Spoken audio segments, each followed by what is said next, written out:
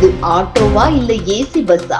அதில் கூட சில வசதிகள் இருக்காது. அடேங்கப்பா, அசத்துறாரே. சேலம் நகரின் 15 ஆண்டுகளாக ஆட்டோ ஓட்டி வாழ்வை நிரப்பி வரும் ஒருவர் சுப்பிரமணியம். பலரும் ஆட்டோ ஓட்டுகிறார்கள். ஆனால் இவரது ஆட்டோவில் உள்ள விசேஷங்கள் சாதாரணமல்ல.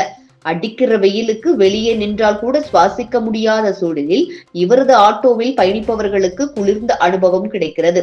எப்படி தெரியுமா? ஆட்டோ மேல சிறந்த முறையில் கூரையுடன் வாட்டர் ஸ்பிரிட்டுகள் பொருத்தப்பட்டுள்ளன. இது இயற்கை ஏசி போல வேலை செய்கிறது. வெயிலையும் வெற்றிகரமாக தணிக்கிறது. அது மட்டுமல்ல, பயணிகள் உட்காரும் இடங்களில் சிறிய பாகங்கள் வரை கவனிக்கப்பட்டுள்ளது.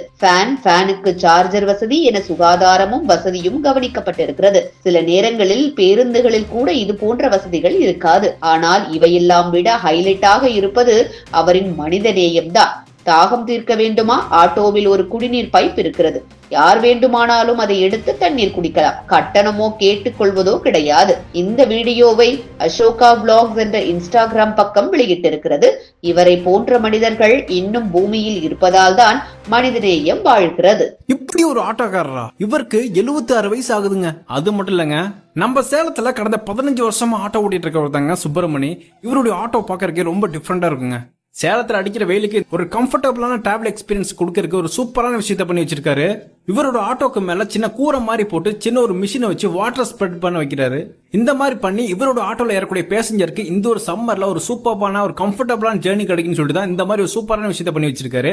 அது மட்டும் இல்லங்க, பேசஞ்சருக்கு சார்ஜ் போட பிளக் பாயிண்ட் இருக்கு, சின்ன ஒரு ஃபேன் இருக்கு. அது மட்டும் இல்லாம இந்த சம்மர்ல நம்மளுக்கு முக்கியமான தேவை வாட்டருங்க. அந்த ஒரு வாட்டர் ஃபெசிலிட்டியும் இந்த ஆட்டோல இருக்குங்க. இந்த ஒரு வாட்டர் ஃபெசிலிட்டி பேசஞ்சருக்கு மட்டும் கிடையாதுங்க, பொதுமக்கள் எல்லாமே இது வந்து யூஸ் பண்ணிக்கிறாங்க.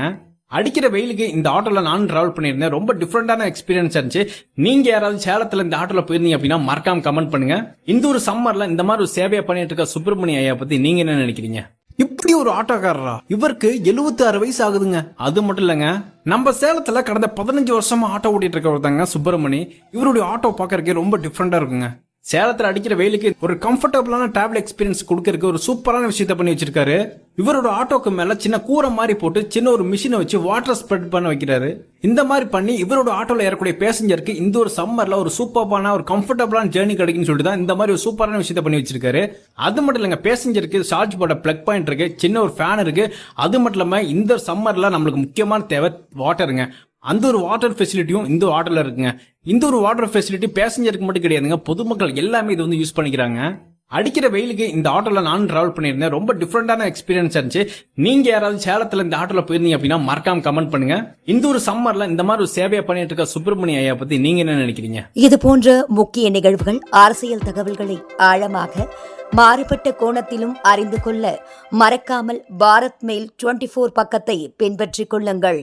உங்கள் ஒவ்வொரு ஆதரவும் இது போன்ற பல நிகழ்வுகளின் பின்னணியை அறிய உதவும்.